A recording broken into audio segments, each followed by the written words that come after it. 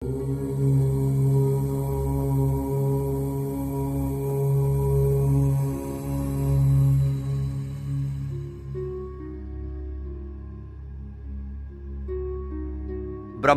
சொரூபிணியாய் பிரம்மம் தானே பெண்ணாகி இத்தரணியை காக்க தாமே வந்தவள் அன்னை மகாசக்தி. ஹரனுக்கே தாயாக நின்றவள் அன்னை மகாசக்தி. அவள்தான் பிரம்மத்தின் கன்னிகையாய் விளங்குகின்றாள்.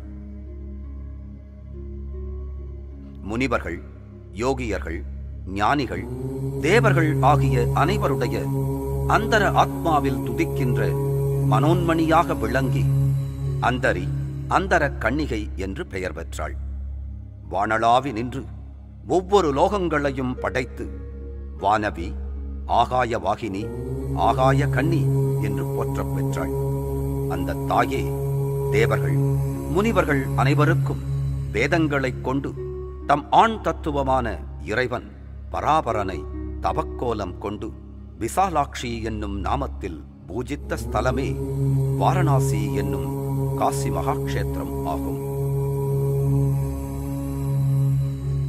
மகிஷாசுரவதம், சண்டமுண்ட வதங்களை முடித்துக் கொண்டு பிரம்மஹத்தி தோஷம் நீங்க காளி காமாட்சியாக தவம் புரிந்து தர்ம நீதியில் அனைவரும் ஒன்றுபட்டு செயல்பட வேண்டும் என்று அறவழியை எடுத்துக் கூற 32 அறங்களைக் கொண்டு தம் இறையனாரை பூஜித்த ஸ்தலமே காஞ்சி காமகோட்டம் என்று சொல்லப்படுகின்ற காஞ்சி மாநகரம் என்கின்ற காஞ்சிபுரம்.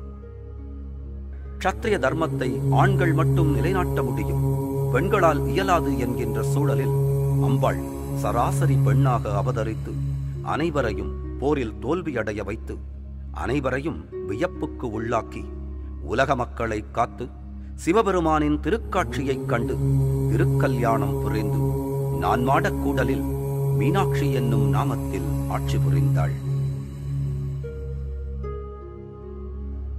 அந்த தாயே இம்முற்றிய கலியுகத்தில் தர்மம் தரிகட்டு செல்வதை அறிந்த தேவர்களின் வேண்டுதலுக்கு இணங்க கரிய நாகமாக மாறி ஆட்கொள்ளும் தத்துவமாய் சிவதிருமேனி சாம்பலை வினைதிர்க்கும் மருந்தாகக் கொண்டு தன் திரு அவதார நோக்கத்தின் காரிய நிமித்தமாக 7 கன்னிகைகளில் மூத்தவளையும் தம்மை மட்டுமே துதித்து தாம் இயற்றிய 7 தவசீலர்களையும் துணையாகக் கொண்டு நிர்குணவதியாய் மகாஜோதி சுரூபமாய் விளங்கி அன்னையவள் உதித்ததால் கரியமாரி, கருமாரி என்று பெயர் பெற்றாள்.